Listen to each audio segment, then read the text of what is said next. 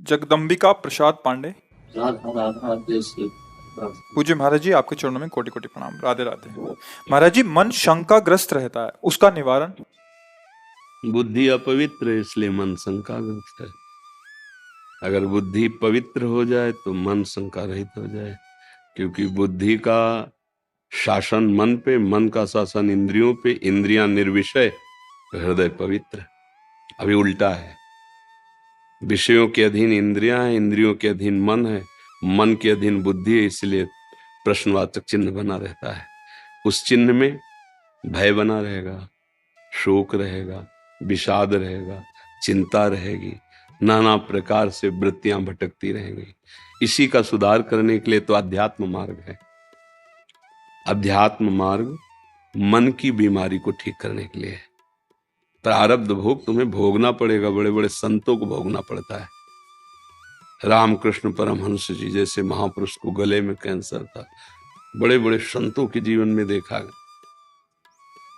ये पहले से तय हो चुका है, इस अवस्था में ऐसा ऐसा दंड मिलेगा, ऐसा ऐसा सुख की अनुभूति करने वाले विषय मिलेंगे।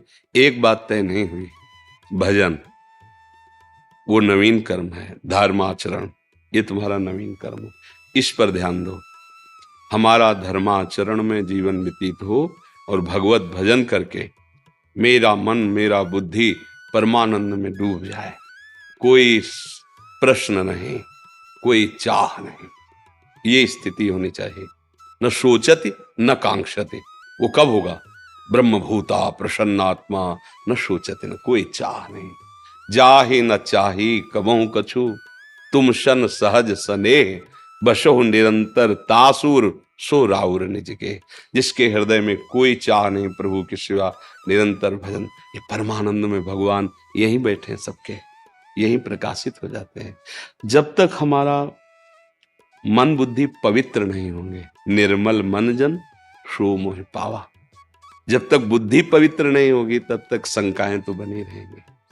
अगर निशंक होना है, निर्भय होना है, निश्चिंत होना है, निशोक होना है, तो भगवान की शरण में होकर उनका नाम जप निरंतर करने का अभ्यास करो, अभी ठीक हो जाएगा। सब शोक सब चिंताएं प्रभु से विमुख होने के कारण है। कार्य वही करो जो गृहस्थी के करते हो, कपड़े वही पहनो जो पहनते हो। बस आहार शुद्ध कर लो और आचरण शुद्ध कर लो, और साथ में नाम स्मरण करो। भगवद आश्रित होकर तुम एक महात्मा ही हो। तुम्हें भगवत प्राप्ति वैसे ही होगी जैसे एक कंदराओं गुफाओं में रहने वाले ऋषि मुनियों की होती है। हमारे आचरण बिगड़ गए, बहुत बुरी तरह हम आचरणों के फिसलन में फिसल गए। जो हमारे आचरण होने चाहिए वो है नहीं, जो नहीं होने चाहिए वो अच्छी तरह से हो रहे हैं। इसी के कारण भ्रम में फंस गई बुद्धि, मलिन हो गई ना। अब नाना प्रकार की चिंताएं, नाना प्रकार के शोक ऐसे छा जाते हैं, और यही शोक और चिंताएं लेकर फिर मर जाते हैं, फिर नया जन्म होता है, फिर नहीं। ये कब से चल रहा है? पुनरपि जननम पुनरपि मरणम पुनरपि जननी जठरे शयनम। इसी चक्र को नाश करने के लिए तो हमें मनुष्य शरीर मिला है। पर ये बात हमारे लोगों की समझ में कम आती है। बुद्धि खराब हो गई, मन खराब हो गया, अब गलत जगह सुख ढूंढ रहा है। पर स्त्री गमन या पर पुरुष गमन, मदिरापान, नशा करना, हिंसा करना, चोरी करना, दूसरे का धन हड़पना, कैसे ये सुख मिलेगा? शांति मिलेगी? कभी कभी नहीं मिलेगी। चाहे जितना आप धन एकत्रित कर लो, धन में शांति नहीं है, धर्म में शांति है, भगवत भजन में शांति है। हृदय शीतल हो जाता है। कैसी भी गरीबी परिस्थिति हो, कैसा भी व्यवहार में प्रतिकूलता हो, जब आपके हृदय में भगवान का भरोसा होता है और नाम जब चल रहा होता है, तो आप बहुत शांत रहते हैं, गंभीर रहते हैं। आपको पता है वो विश्व का पालन पोषण करने वाला प्रभु मुझे देख रहा है, जिस समय जैसा वो चाहेगा तत्क्षण बना देगा। धर्मात्मा पुरुष में, भगवद आश्रित पुरुष में एक महान शांति जागृत होती है, वो होती भगवान की कृपा से। मुझे लगता है यदि भजन किया जाए और आचरण सुधारे जाएं, दो बातें, अपने दिनचर्या को, अपने जीवन को, हम सबको न्यायाधीश खुद बन करके जांच करना चाहिए। सामने शास्त्र वचन, संत वचन, गुरु वचन, और इसके बाद अपनी दिनचर्या को खुद जांचो एकांत में कि क्या आपकी दिनचर्या शास्त्र सम्मत है? अगर नहीं तो संभालिए। आप अपनी दिनचर्या आचरण को संभाल लीजिए और नाम जप कीजिए। फिर कोई भी प्रश्न रह जाए तो हमें बता देना।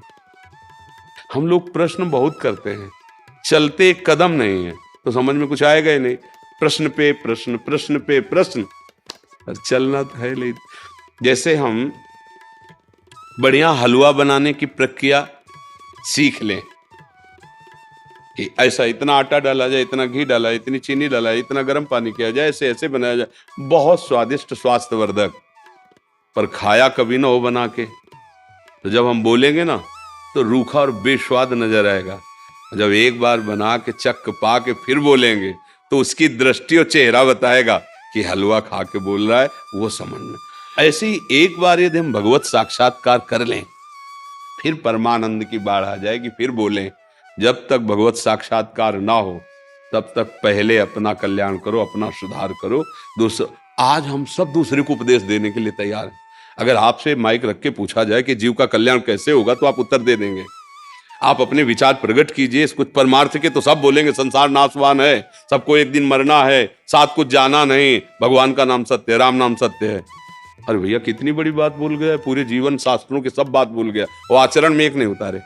है 100 यात्रा में देखते हैं राम नाम सत्य है, हरि नाम कृष्ण गोविंद नाम सत्य, लौटते हैं तो बीड़ी पी के, बीड़ी पीते ये नहीं सोच रहे यही दशा मेरी होली है। अभी बोल रहे थे राम नाम सत्य है, भाई राम नाम जपो, सत्य है भाई, सत्य बोलो मुक्ति है, यहां कुछ साथ जाता नहीं। और ज्ञान उपदेश करने के लिए सब तैयार है, लेकिन आचरण में उतारने के लिए बहुत कठिन। इसलिए गोस्वामी जी ने कहा पर उपदेश कुशल बहुत है। हाँ, मन के प्रतिकूल धर्म में चलाना आग पैदा कर देता है मन। उस जलन को जो सह जाता है वही महात्मा होता है, वही तपस्वी है। बाहर आग लगा के तापना एक बाहरी तपस्या है। काम क्रोध लोभ मोह मद मत्सर का वेग होता है और उसको चुपचाप सह गया, कोई गलत आचरण नहीं किए, धर्म से चला, इसी तपस्या से भगवान मिलते हैं। खूब भजन करो भैया, जीवन का सार भजन है, सब शंकाएं मिट जाएंगी।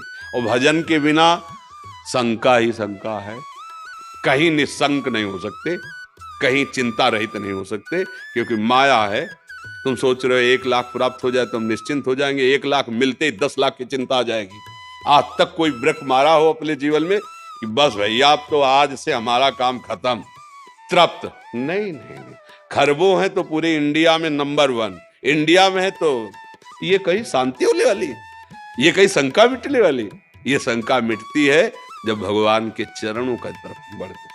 केवट भगवान के चरण पखारा तो क्या कह रहा है? भगवान से कह रहा है अब कछुनाथ न चाहिए, अब नहीं चाहिए महाराज, जो हमें चाहिए था अति आनंद उमगी अनुरागा, चरण सरोज पखार न लागा। भगवान के जब चरण धोए, चरणामृत पान किया, जिस खोज में था वो खुद कह रहे हैं, बहुत काल में कीन मंजूरी, बहुत जन्मों से भटकता चला रहा, आज दीन सब दिन, आज मुझे मिल गया जो मैं चाहता था, आपके चरणों का आनंद, अब कछुनाथ न चाहे। कृपा सिंधु, अब आपसे भी कुछ नहीं चाहिए। ये है, ये तभी होता है हम भगवद आश्रित होकर अच्छे आचरण करें, नाम जप करें, दूसरों को सुख पहुंचाएं, कोई शंका नहीं रह जाएगी।